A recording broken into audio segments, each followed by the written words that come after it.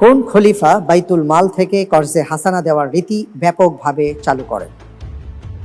এ Abu Bakr, B Omar ইবনুল Khattab, C Osman ইবনে Affan, D Ali ইবনে আবি তালিব রাদিয়াল্লাহু আনহু।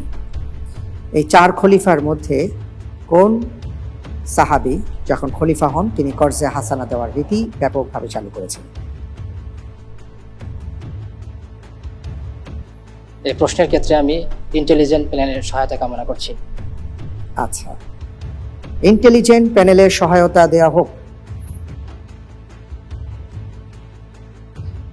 আমাদের প্রিয় প্রতিযোগী মহিউদ্দিন ভাইকে ধন্যবাদ, তিনি সুন্দরভাবে এগিয়ে যাচ্ছেন।